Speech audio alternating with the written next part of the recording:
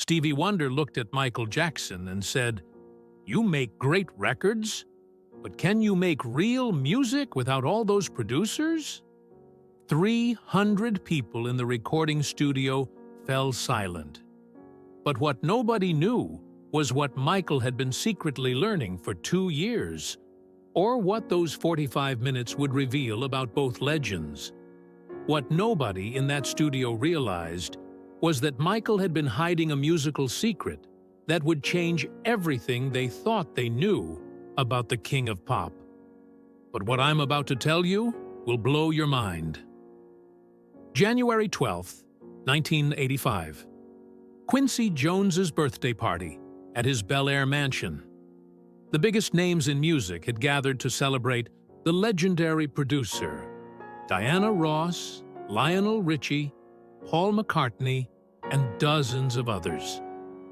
When Stevie Wonder and Michael Jackson ended up in the same room, the atmosphere grew tense.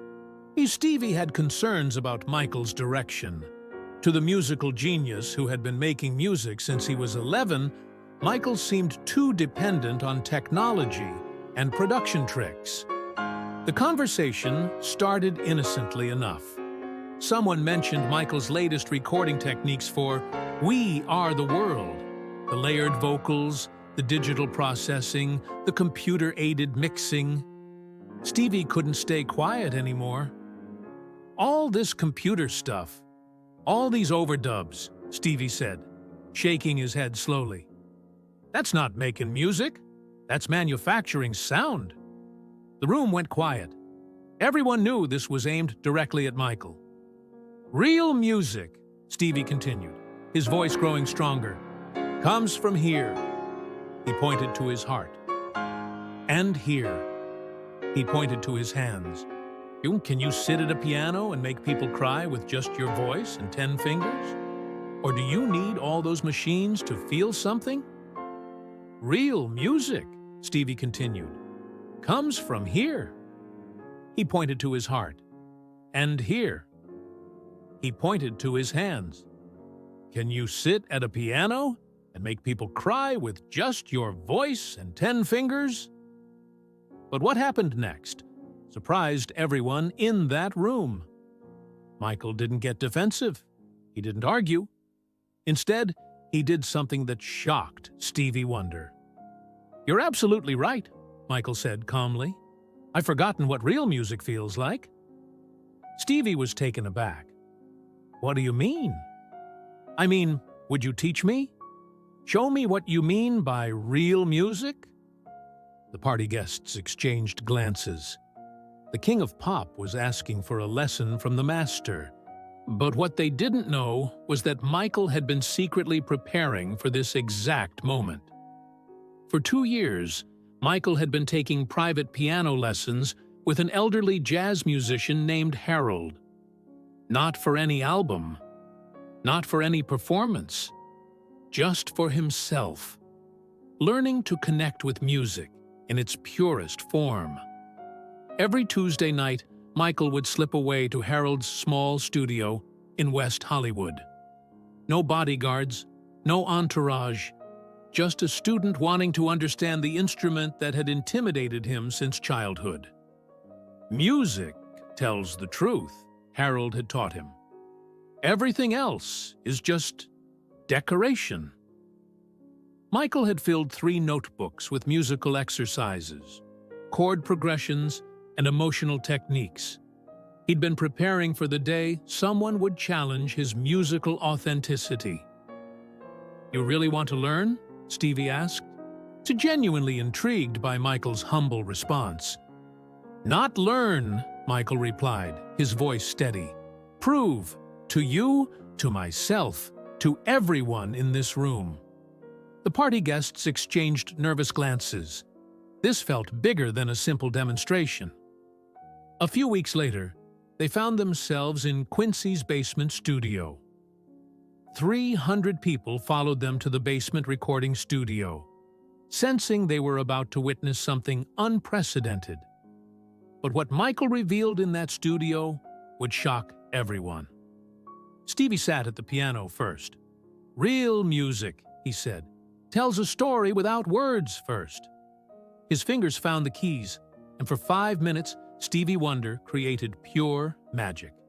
A melody that spoke of joy, pain, hope, and heartbreak. No lyrics needed.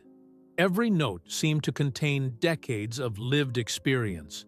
When he finished, the room was in reverential silence. Even seasoned musicians were moved by what they'd just witnessed. "That," Stevie said, turning toward Michael, "is what music sounds like when it comes from the soul. Your turn." Michael approached the piano. The basement studio felt smaller now, more intimate. This wasn't a performance. It was a test. He sat on the bench, flexed his fingers, and closed his eyes for a moment. Then he began.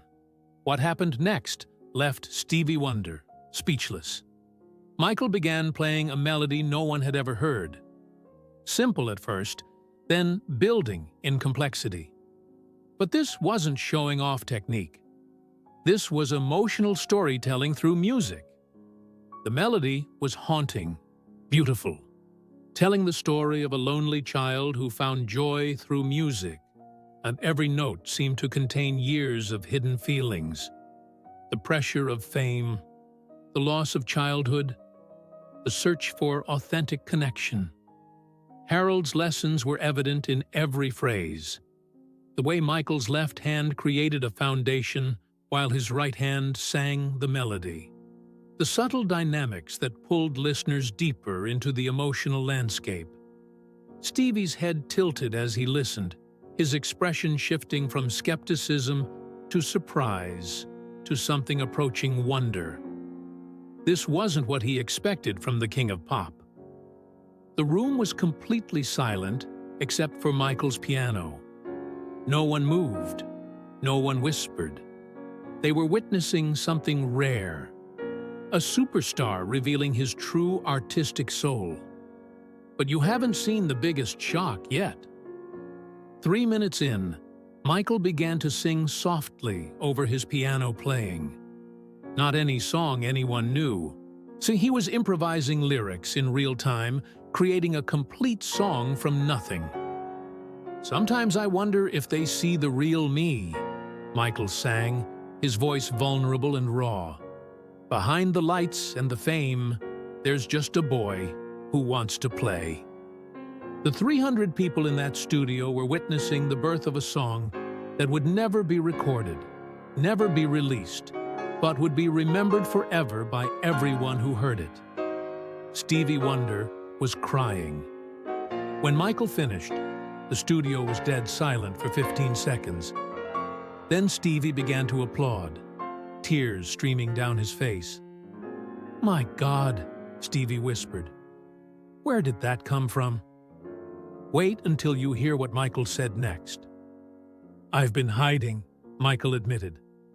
"Hiding behind the production, the choreography, the spectacle. Because I was afraid."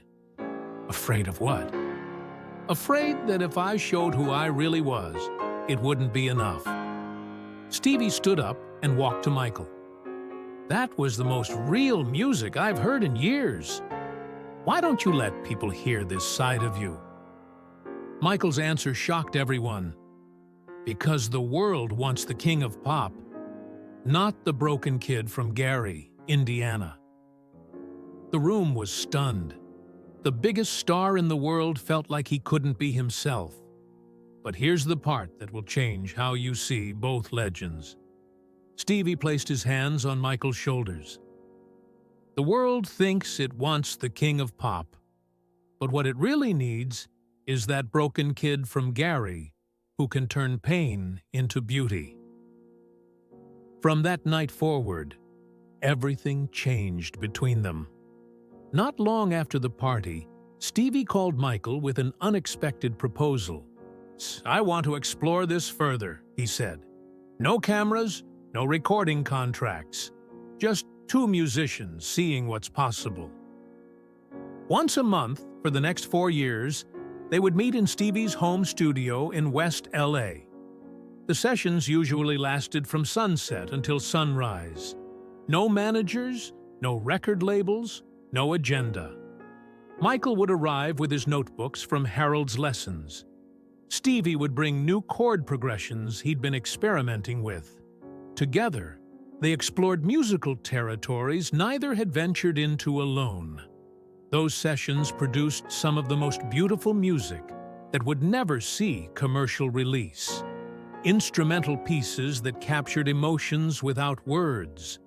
Vocal improvisations that lasted for hours. Musical conversations between two masters who had found mutual respect. So keep some things sacred, Stevie advised during one memorable 3 a.m. session. Not everything needs to be sold. Some music exists just for the joy of creation.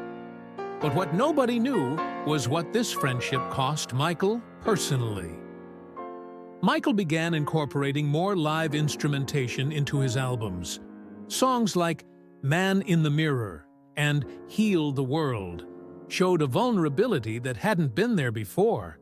Piano-driven melodies that spoke directly to the soul.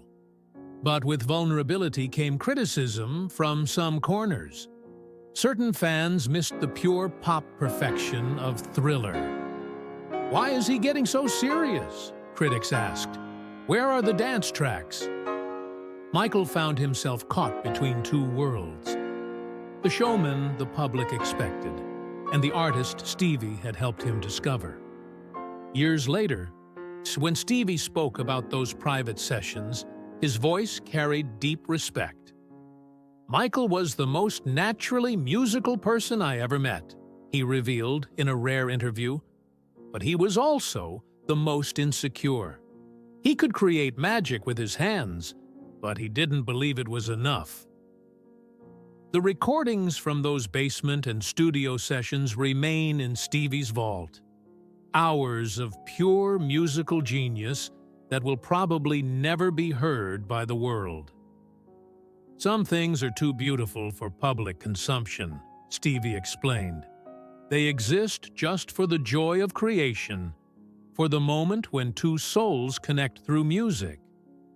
That night at Quincy's party proved something profound about Michael Jackson. Beneath the king of pop was a musician who could stand toe-to-toe with any master. Stevie Wonder didn't just challenge Michael's musicianship, and he gave him permission to be human in his art. Legend says those secret sessions continued until Michael's death. Two masters making music for an audience of two. Some legends are made on stage, others are born in silence. That night proved something timeless. Real music isn't about proving others wrong. It's about being honest enough to reveal who you really are. If someone challenged the authenticity of your art, how would you prove them wrong?